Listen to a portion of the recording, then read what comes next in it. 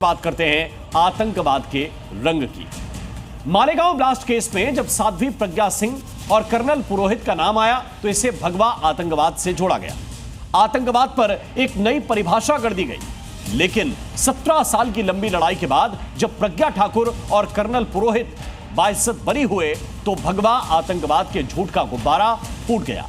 लेकिन कहानी यहीं खत्म नहीं हुई।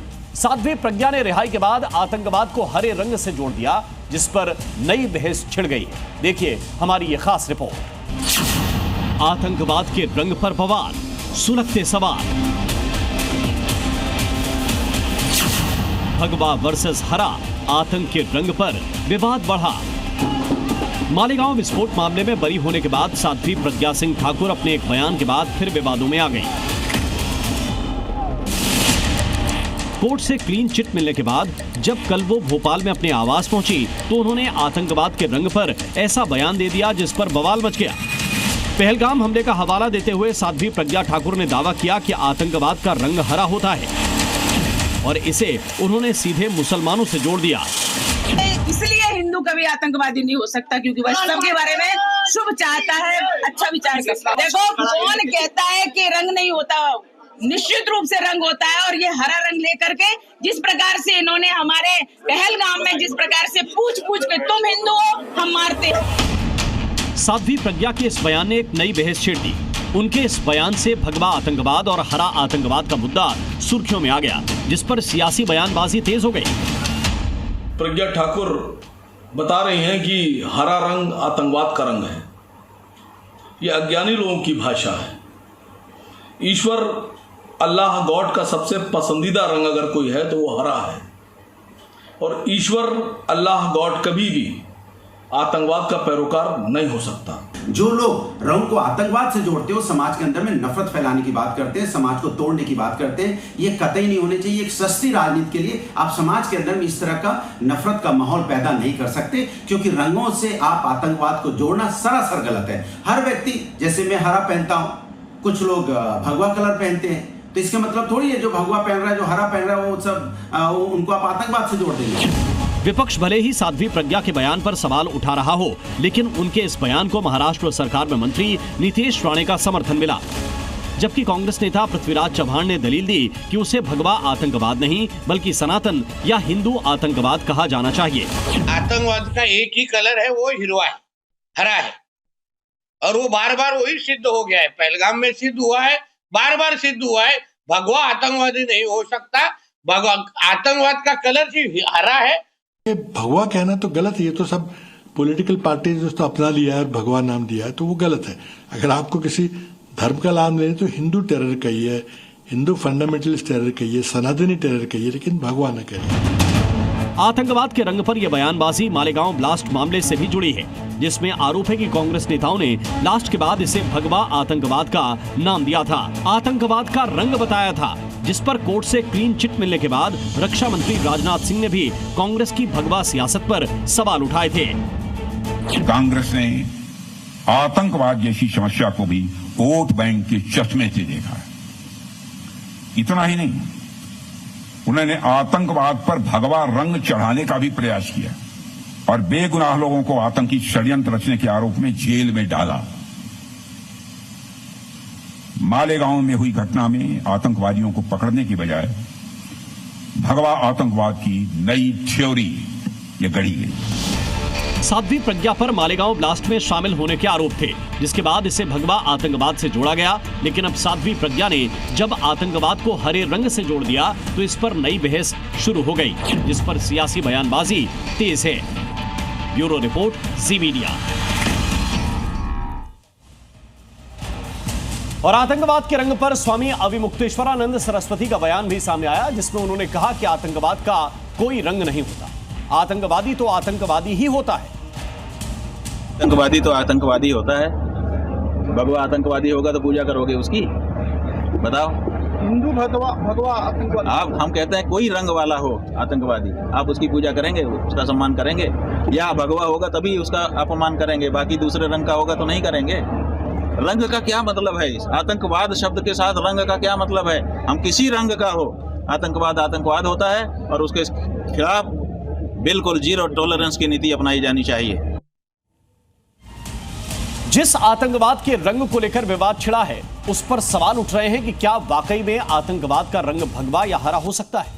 आतंकवाद की बात हो रही है तो आतंकी संगठनों से इसे जोड़ते हुए देखा जाए तो समझा जा सकता है कि हरा रंग उनसे कितना जुड़ा है। जरा देखिए, लश्कर-ए-तैयबा जैसे आतंकी संगठन के झंडे को देखें तो इसमें हरा रंग साफ नजर आता है। लश्कर-ए-तैयबा के इस झंडे में एक AK-47 राइफल भी है जो उसके जिहाद को दिखा रही है। दूसरे आतंकी संगठन हिजबुल मुजाहिदीन के झंडे को देखेंगे तो इसमें भी हरा रंग बीचों बीच दिखाई दे रहा है और लश्कर-ए-तैयबा की तरह उसमें भी 2 राइफल दिखाई दे रहे हैं जो इस आतंकी संगठन की सोच को साफ कर रही हैं। इसी तरह दूसरे और भी इस्लामिक आतंकी संगठन हैं, इनके झंडों को देखेंगे तो इसमें भी हरे रंग की प्रधानता आपको मिलेगी। अब खबर है मध्य प्रदेश की राजधानी भोपाल से, जहां एक बार फिर मस्जिद विवाद पर बवाल मच गया है। प्रशासन ने नियमों की अनदेखी का हवाला देते हुए वहां 100 साल से ज्यादा पुरानी बताई जा रही 2 मस्जिदों को हटाने का नोटिस जारी कर दिया तो मुस्लिम पक्ष भड़क गया और साफ ऐलान कर दिया कि मस्जिद न हटाएंगे और ना ही हटने देंगे। देखिए ये ग्राउंड रिपोर्ट। अरे ऐसे कैसे हटेगा यार? किसी कीमत पर नहीं हटेगी। नहीं हटेगी। कैसे हट जाएगी? 100 साल पुरानी, 100 साल से भी ज्यादा पुरानी है। मध्य प्रदेश की राजधानी भोपाल में एक बार फिर मस्जिद हटाने को लेकर विवाद गहरा गया है।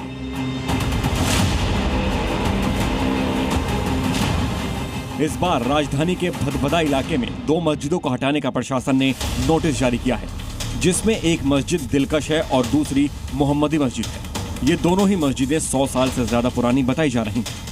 जी मीडिया की टीम जब मस्जिद दिलकश पहुंची तो वहां मस्जिद का पुराना छोटा हिस्सा दिखा, जिसका दायरा समय के साथ बढ़ता चला गया। दिलकश मस्जिद पहले इतनी बड़ी हुआ करती थी, ये छोटा सा आपको मस्जिद का गेट नजर आ रहा है, लेकिन अब मस्जिद इतनी बड़ी बना दी गई है और इसलिए जिला प्रशासन ने नोटिस देकर ये कहा है या तो आप खुद इस अवैध निर्माण को हटा लें या फिर वो बलपूर्वक इसको हटा देंगे। एकमात्र मस्जिद नहीं, ऐसी कई मस्जिदों को प्रशासन ने चिन्हित करके नोटिस दिए हैं।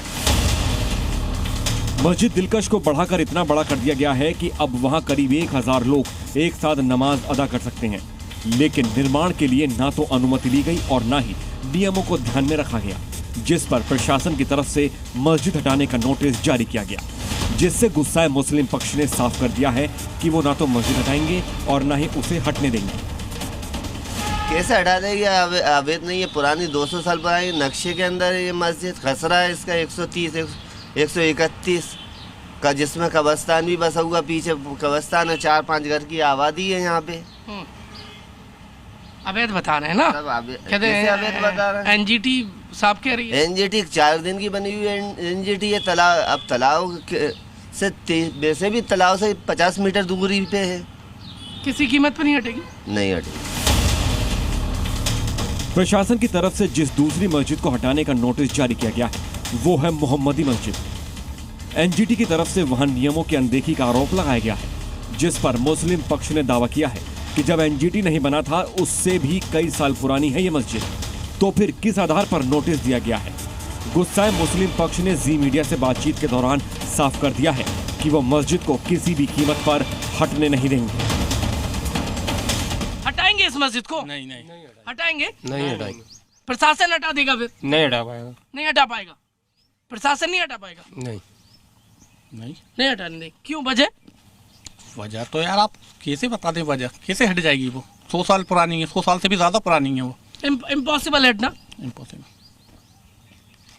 100 साल पुरानी है, वो ऐसे नहीं हटाई। लड़ाई लड़ेंगे इसके लिए। बिल्कुल लड़ेंगे। 105 साल की उम्र है हमारी। आप क्या, अब इससे क्या दिक्कत है तो नोटिस दे रहे हैं? कौन दे रही है? प्रशासन दे रही है। उनको उन्हीं से पूछो जाके कि क्यों परेशानी। अब हमसे परेशानी थी, हमको भगा दिए सारे बच्चों को हमारे, सब मकान तोड़ डाले रातों दिन करके। अब हम कहाँ जाएं? अब हम तो मस्जिद में बैठे हैं। आपकी इबादत का है ना बेचारे बच्चे को, वो हाँ दिख रहा है। वो वहाँ से आते हैं बेचारे 2-4 घर के। वो भी हटेगा? अरे ऐसे कैसे हटेगा यार? मस्जिद हटाने के प्रशासन के नोटिस पर मुस्लिम संगठनों में भी गहरी नाराजगी दिखी। जिन्होंने मुसलमानों को टारगेट करने का सीधा आरोप लगा दिया। इसके दस्तावेज मौजूद है, उसके बावजूद भी जो है प्रशासन ने इसको हटाने का नोटिस दिया है, तो ये तो सरासर जुल्म है, नाइंसाफ़ी वाली बात है। आप वैध अवैध की आप बात कर रहे हैं, तो आप पूरे शहर का आप एक डाटा निकलवा लीजिए कि क्या वैध है और क्या अवैध है। उसी इलाके में आप जाएंगे तो आपको बहुत सारी और भी जो धार्मिक स्थल हैं वहाँ पे आपको मौजूद पाए जाएंगे, लेकिन सिर्फ मस्जिदों को हटाने की बात करना ये सरासर नाइंसाफ़ी है और हम इसका विरोध कर रहे हैं। भोपाल में मस्जिद विवाद का ये कोई पहला मामला नहीं है जिस पर बवाल हुआ हो, लेकिन इस बार मस्जिदों के 100 साल से ज्यादा पुराने होने की बात पर मुस्लिम पक्ष बेहद भड़का हुआ है। मुसलमानों को टारगेट करने का आरोप लगा रहा है, कानूनी लड़ाई लड़ने का दावा कर रहा है और इसके साथ ही भाईजान ने ये ऐलान भी कर दिया है कि मस्जिदों को न हटाएंगे और न हटने देंगे। भोपाल से जी मीडिया के लिए प्रमोद शर्मा की रिपोर्ट। और आइए अब बात करते हैं उस गहरी साजिश की जो भारत की जड़ों को काटने के लिए रची जा रही है। योगी फोर्स ने बहुत बड़ी साजिश का खुलासा किया। इस वक्त मेरे पीछे जो आप तस्वीरें देख रहे हैं इनको जरा देखिए, इनके तार उसी साजिश से जुड़े हुए हैं और ये उत्तर प्रदेश के अमरोहा के रहने वाले हैं। उत्तर प्रदेश के अमरोहा में 2 कट्टरपंथी युवक गिरफ्तार किए गए। ये तस्वीर के जरिए इस वक्त मैं आपको दिखाने की कोशिश कर रहा हूं। ये वो दोनों युवक हैं जो गिरफ्तार हुए। एटीएस की गिरफ्त में है इस वक्त अजमल अली और उसामा माच, ये दोनों का नाम। देश विरोधी गतिविधियों के चलते इनकी गिरफ्तारी हुई। ये जो है रिवाइवल इस्लाम नाम के सोशल मीडिया ग्रुप से जुड़े हुए थे। ग्रुप में इस्लामी कट्टरपंथी विचारधारा फैलाई जा रही थी। इस ग्रुप में 400 पाकिस्तानी मेंबर और 3 एडमिन थे। ग्रुप में चुनी हुई सरकार गिराने की बातें होती थी। भारत में शरिया कानून लागू करने की वकालत की जाती थी। गैर मुस्लिमों के प्रति नफरती बातें इस ग्रुप में की जा रही थी। योगी ने मुख्यमंत्री बनने के बाद उत्तर प्रदेश को माफिया मुक्त बनाने का वादा किया था, जो अब पूरा होता हुआ दिखाई दे रहा है, क्योंकि उत्तर प्रदेश के गाजीपुर के माफिया परिवार का आखिरी चश्मो-चिराग भी अब जेल पहुंच गया है। जबकि उमर से पहले माफिया मुख्तार की जेल में मौत हो चुकी है। मां अफशा फरार चल रही है, जिस पर 50,000 का इनाम घोषित किया गया है, जबकि उमर का बड़ा भाई अब्बास पहले से ही जेल काट रहा है। उमर अब कैसे पुलिस के शिकंजे में आ गया, उस पर क्या मामला दर्ज हुआ है जिससे पुलिस को रातों रात लखनऊ विधायक आवास से उमर को गिरफ्तार करना पड़ा। बड़ी खबर की एक एक डिटेल देखिए इस रिपोर्ट में।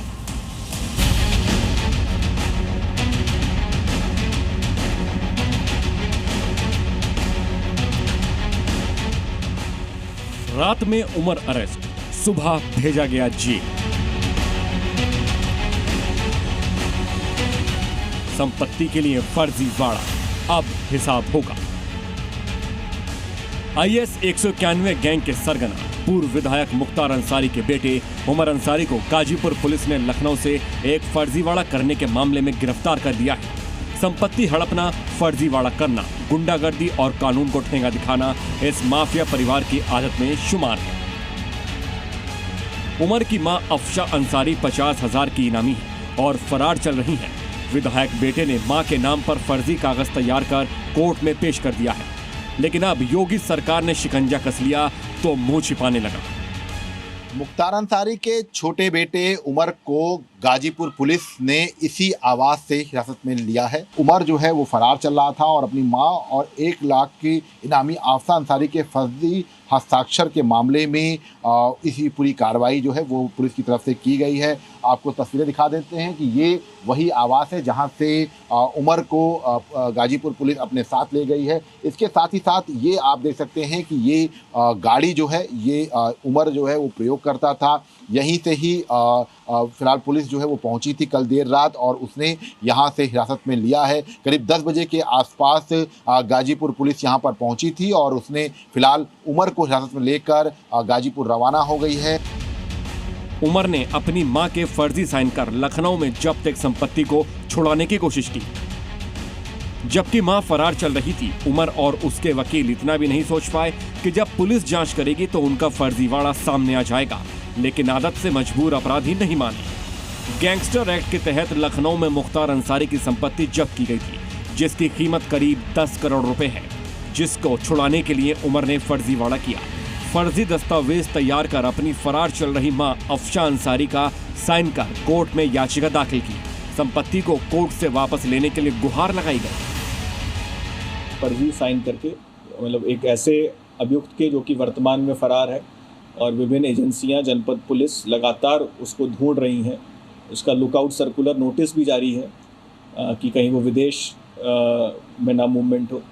फिर भी उसी व्यक्ति का, उसी महिला का जो कि 50,000 की नामी है, उसका साइन करके ये कृत्य किया गया, जो कि बिल्कुल दर्शाता है कि अल्टीरियर मोटिव थे और भौतिक और आर्थिक लाभ लेने का उद्देश्य था उनके बेटे के द्वारा। तो इसी प्रकरण में ये कार्रवाई जनपद पुलिस के द्वारा की जा रही है। मुख्तार की मौत हो चुकी है। बड़ा बेटा अब्बास पहले से ही जेल में है और इनामिया मां अफशा, जिसके नाम पर भी 3 केस दर्ज है, वो भी फरार चल रही है। पूरे माफिया परिवार के सदस्यों पर कई मुकदमे दर्ज हैं। बस उमर बाहर था, लेकिन आदतन अपराधियों का चिराग कहां मानने वाला है। उमर को लेकर अब तक की पुलिस जांच में पता चला है कि उसने सोची समझी साजिश के तहत संपत्ति कब्जाने के लिए ये फर्जीवाड़ा किया, जिसमें उसका वकील लियाकत अली भी शामिल था। हालांकि गिरफ्तारी के बाद अब पुलिस उमर से इस पूरे फर्जीवाड़े को लेकर पूछताछ करेगी और मामले की डिटेल जांच करके उमर को भी कानून का पाठ पढ़ाएगी। लखनऊ से विशाल सिंह रघुवंशी की रिपोर्ट, जी मीडिया। और अखिलेश ने सियासी फायदे के लिए स्कूल और बच्चों को मोहरा बनाया। अखिलेश के ऐलान पर समाजवादी पार्टी के नेता और समर्थक पीडीए पाठशाला चलाने लगे, लेकिन इस सियासी पाठशाला में बच्चों को जो पढ़ाया गया वो पूरे देश में चर्चा का विषय बन गया। नियम, कानून और संविधान के खिलाफ जाकर अवैध तरीके से चलाई जा रही इस पाठशाला की शिकायत योगी सरकार तक पहुंची तो प्रशासन हरकत में आ गया और ए फॉर अखिलेश पढ़ाने वाले नेता पर अब सी फॉर केस हो गया है और अखिलेश समर्थक नेता जे फॉर जेल जाने वाले हैं। लेकिन क्यों, देखिए इस रिपोर्ट में।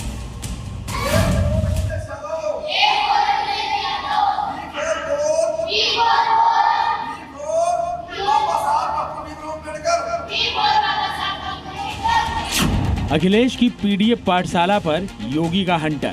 ए फॉर अखिलेश पढ़ाया, सी फॉर केस हो गया। अखिलेश यादव के आह्वान पर समाजवादी पार्टी के नेताओं ने कई जगहों पर पीडीए पाठशाला शुरू की। दावा किया गया कि सरकार बच्चों को पढ़ने से रोक रही है, इसलिए अब समाजवादी पार्टी बच्चों को पीडीए पाठशाला में पढ़ाएगी।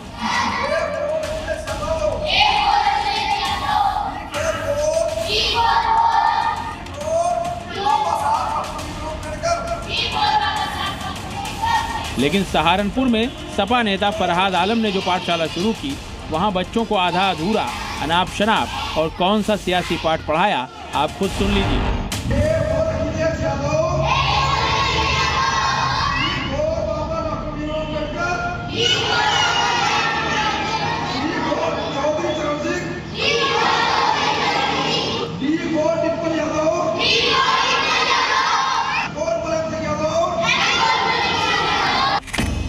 लेकिन अब समाजवादी पार्टी के नेता फरहाद आलम पर सी फॉर केस हो गया है और अब फरहाद जे फॉर जेल भी जा सकते हैं।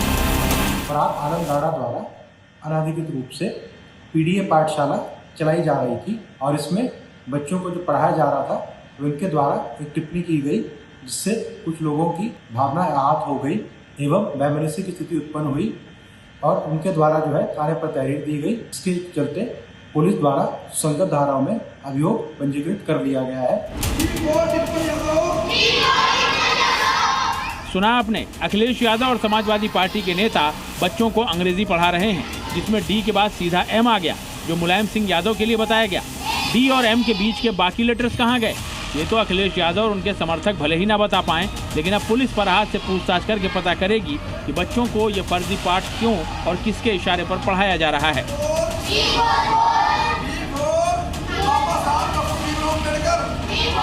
मेरिट और एजुकेशन को ताक पर रखने वाली समाजवादी पार्टी के नेता पर केस इसलिए दर्ज किया गया क्योंकि फरहाद के सियासी पाठ पर शिकायत की गई थी। फरहाद पर आरोप है कि उसने अवैध रूप से पाठशाला चलाई, बच्चों को अनाप शनाप शिक्षा दी। केस दर्ज होते ही अखिलेश यादव सियासी मैदान में उतर आए और अपने नेता के सियासी पाठ को सही बताने लगे और केस दर्ज होने को बीजेपी की साजिश करार देने लगे। लेकिन अखिलेश ने ये नहीं बताया कि पीडीए पाठशाला में डी के बाद एम कैसे आ गया। लेकिन बच्चों को ऐसे सियासी पाठ पढ़ाने को लेकर अखिलेश यादव और समाजवादी पार्टी की जमकर किरकिरी हो रही है। ब्यूरो रिपोर्ट, जी मीडिया। और आइए अब बात करते हैं राहुल गांधी की चीन वाणी पर सुप्रीम कोर्ट की नसीहत की। चाइना ने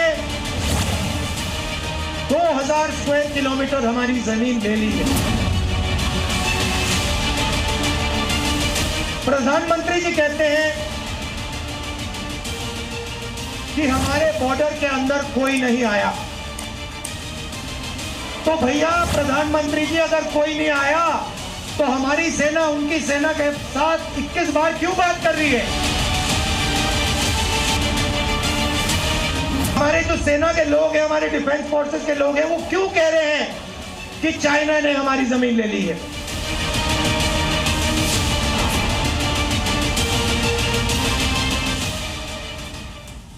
तो चीन को लेकर राहुल गांधी के इसी बयान पर सुप्रीम कोर्ट ने फटकार लगाई। राहुल डोकलाम और गलवान विवाद के बाद से चीन को लेकर बीजेपी, केंद्र सरकार और खासकर प्रधानमंत्री मोदी पर हमेशा हमलावर रहते और अक्सर केंद्र सरकार को चीन के सामने कमजोर दिखाने की, डरने की और चीन से भिड़ने को लेकर ललकारते भी रहते हैं। लेकिन अब सुप्रीम कोर्ट ने राहुल गांधी को चीन के मुद्दे पर कानून का पाठ पढ़ाया है। 16 दिसंबर 2022 को भारत जोड़ो यात्रा के दौरान राहुल गांधी ने यह टिप्पणी की थी। अगस्त 2023 में बीआरओ के पूर्व निदेशक उदय शंकर श्रीवास्तव ने राहुल के खिलाफ एक याचिका दायर की थी।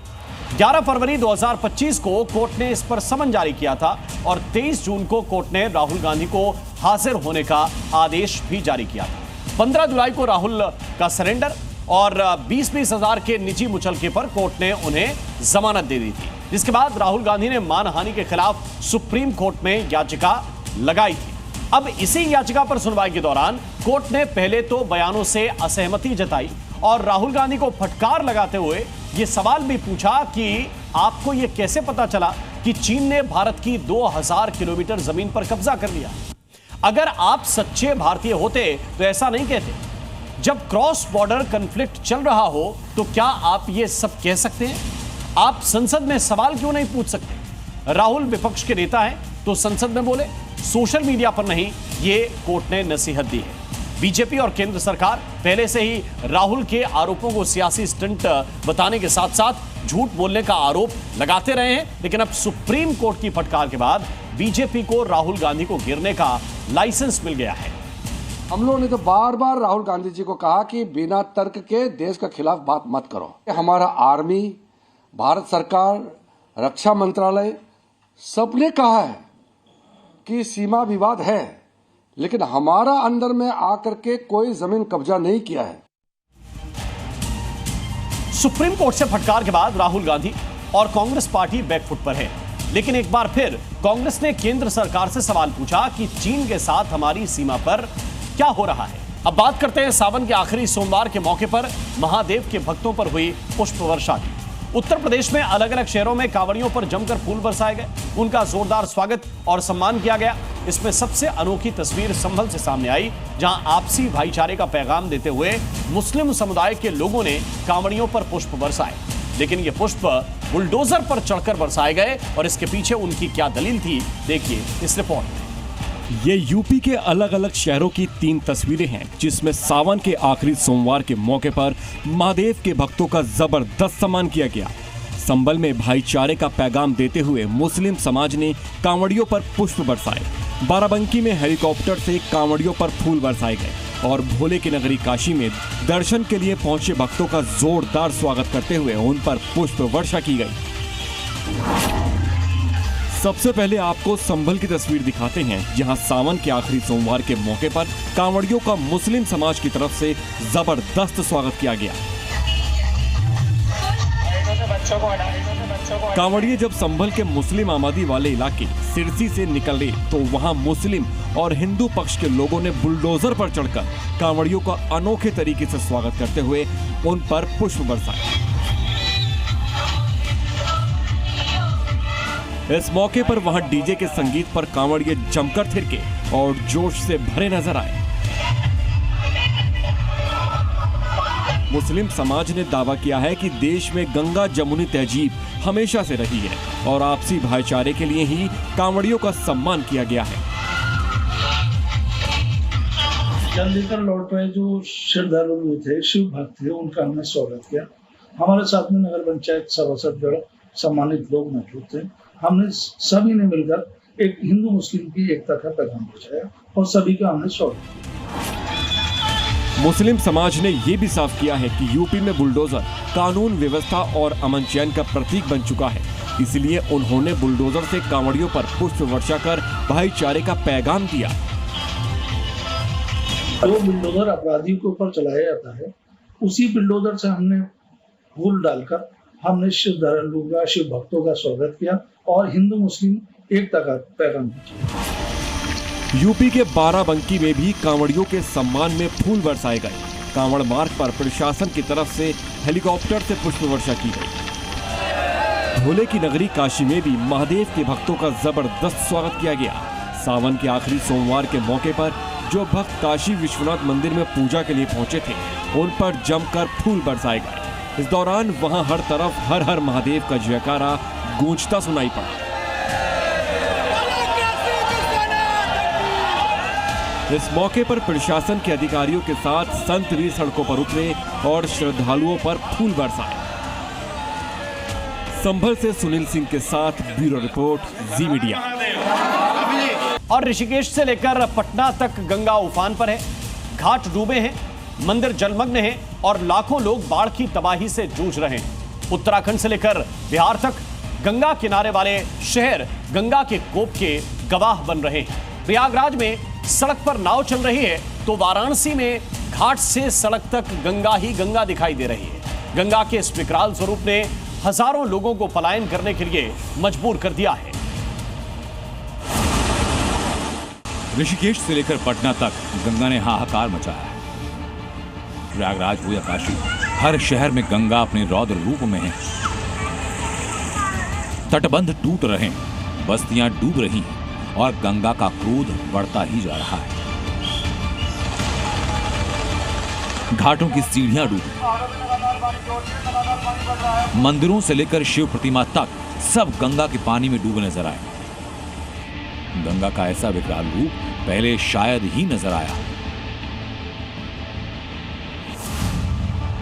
सबसे पहले आपको उत्तराखंड के ऋषिकेश का हाल दिखाते हैं कि कैसे गंगा का क्रोध वहां पर व्याप्त है। पहाड़ों पर हो रही भारी बारिश का असर देखिए। गंगोत्री से निकलने के बाद ऋषिकेश में गंगा नदी का जलस्तर खतरे के निशान के करीब पहुंच चुका है। ये तस्वीरें बता रही हैं कि ऋषिकेश में गंगा में बाढ़ के बाद क्या हालात बन गए। परमार्थ निकेतन के घाट गंगा में डूबे नजर आ रहे हैं और तो और शिव मूर्ति भी गंगा के पानी में जलमग्न है।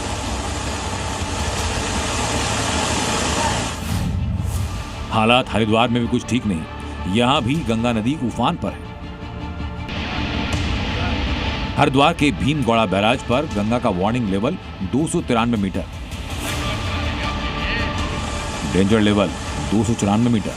फिलहाल गंगा का जलस्तर 292.9 मीटर तक पहुंच चुका है, जो वार्निंग लेवल से सिर्फ 0.1 मीटर नीचे है। ऐसे में निचले इलाकों में बाढ़ का खतरा बढ़ चुका है। पहाड़ों के बाद मैदान का हाल देखिए। 2013 के बाद प्रयागराज ने गंगा का ऐसा रौद्र रूप देखा है। गंगा के विकराल रूप से चारों तरफ सिर्फ पानी, सड़कों पर समंदर है, नाव चल रही है, रेस्क्यू ऑपरेशन तेज है। हाल ये कि शहर और ग्रामीण इलाके के करीब 150 मोहल्लों में बाढ़ का पानी घुस चुका है। 1.5 लाख से ज्यादा लोग पलायन कर चुके हैं, लेकिन गंगा का कहर अभी जारी है।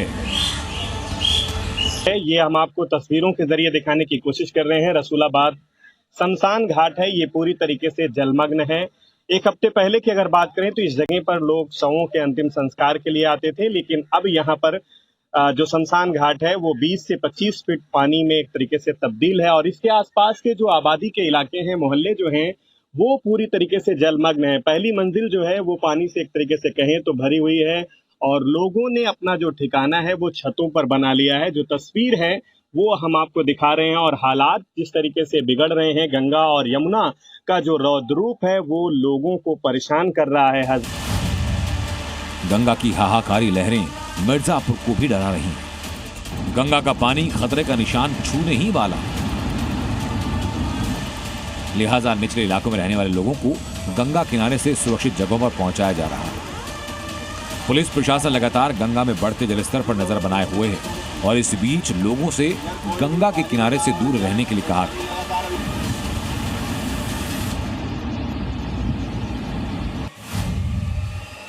वाराणसी में गंगा का ऐसा विकराल रूप पहले शायद ही देखा गया।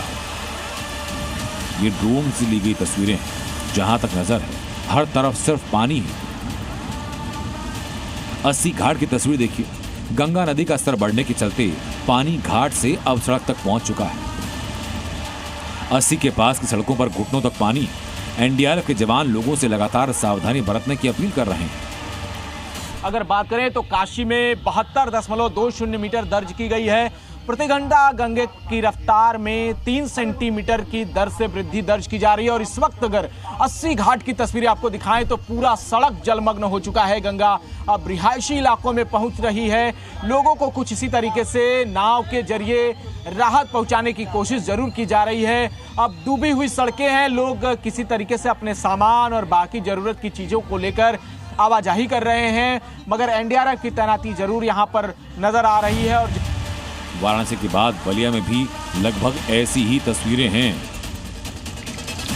तस्वीरें बलिया की, जहां गंगा की लहरों से कई इलाकों में कटाव हो रहा है। जलस्तर बढ़ने से इसके किनारे बसे गांवों पर बाढ़ का खतरा है और गंगा में आए उफान से इलाके में रहने वाले लोग दहशत में हैं।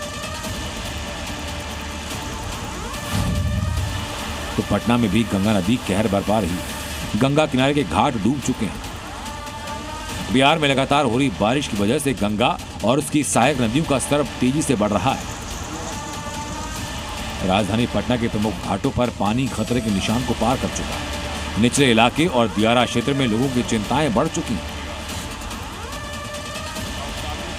ये पटना का गांधी घाट है और गांधी घाट पर जो मीटर लगा हुआ है उस मीटर में आप देख लीजिए, गंगा यहाँ पर अभी लगभग 73 सेंटीमीटर ऊपर है। यहाँ पर 48.60 डेंजर लेवल है और डेंजर लेवल से गंगा लगातार ऊपर की ओर बढ़ रही है। इसका जल स्तर बढ़ रहा है और ऐसे में यहाँ जो गंगा के किनारे जाने के लिए जो सड़कें बनी हुई थी वो सड़कें लगभग डूब गई हैं। अब जो लोग हैं, जो भक्त हैं, जो गंगा स्नान करने वाले लोग हैं, वो ऊपरी हिस्सों में आकर के यहाँ पर बिल्कुल स्नान कर रहे हैं। यानी हरिद्वार से लेकर पटना तक हर तरफ गंगा किनारे वाले शहरों में हाहाकार है। और आने वाले दिनों में अगर मूसलाधार बारिश और होती है तो मुसीबतें और बढ़ने वाली हैं। प्रयागराज से गुफरान, वाराणसी से जयपाल और पटना से प्रशांत झा के साथ ब्यूरो रिपोर्ट जी मीडिया। और भारी बारिश की वजह से उत्तर प्रदेश का हाल बेहाल है। 17 जिलों में बाढ़ से सबसे ज्यादा बुरा हाल है। सूबे में बाढ़ के हालात पर मुख्यमंत्री योगी की पूरी नजर है और ग्राउंड जीरो पर 11 मंत्रियों ने मोर्चा संभाल रखा है। लेकिन सबसे पहले आपको बताते हैं कि आखिर वो 17 जिले कौन कौन से हैं जहां बाढ़ का सबसे ज्यादा सितम देखने को मिल रहा है। उत्तर प्रदेश के जिन जिलों में बाढ़ का सर्वाधिक असर दिख रहा है उनमें कानपुर नगर, लखीमपुर खीरी, आगरा, औरैया, चित्रकूट, बलिया, बांदा, गाजीपुर, मिर्जापुर, प्रयागराज, वाराणसी, चंदौली, जालौन, कानपुर देहात, हमीरपुर, इटावा और फतेहपुर शामिल हैं। ये वो जिले हैं जहां पर बाढ़ का सबसे ज्यादा असर है। वैसे उत्तर प्रदेश में बाढ़ के हालात कैसे हैं उसे बयां करती 5 तस्वीरें हम आपको दिखाते हैं। पहली तस्वीर प्रयागराज की, जहां बाढ़ का सबसे ज्यादा सितम देखने को मिल रहा है। शहर में हर तरफ पानी ही पानी है। दूसरी तस्वीर अयोध्या की है, जहां शहर के कई इलाकों में जल भराव देखने को मिल रहा है। तीसरी तस्वीर है मिर्जापुर की और चौथी तस्वीर वाराणसी की। 5वीं तस्वीर बलिया की आप देखिए और इन सभी जगहों पर जल भराव है। कई इलाके, कई मोहल्ले ऐसे हैं जो पूरी तरह पानी में डूब चुके हैं।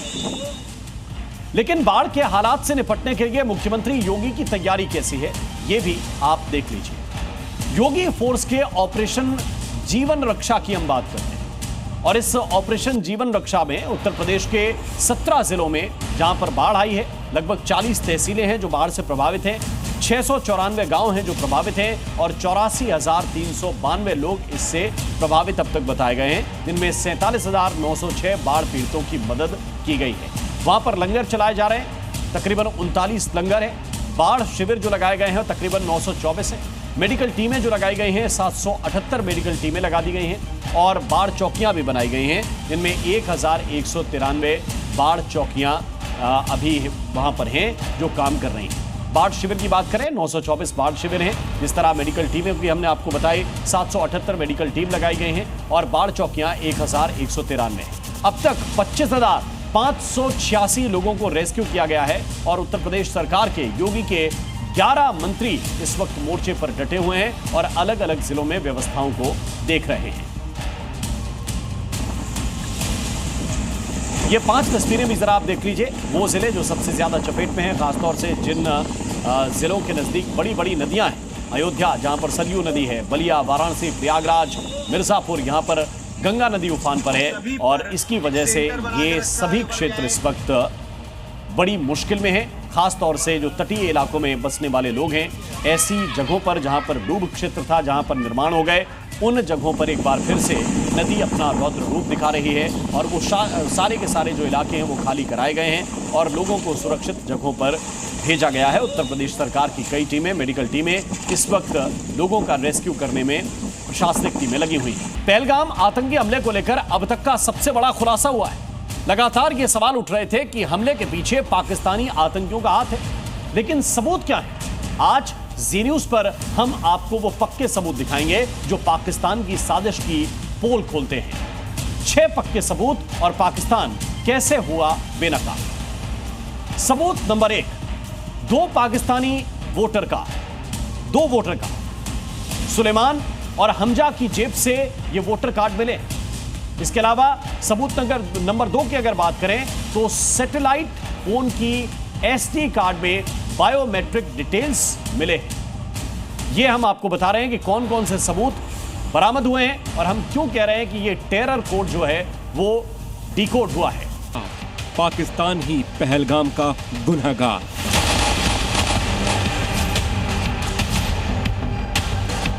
फैजल, अफगान, जिब्रान, हमले के कोड ने डिकोड।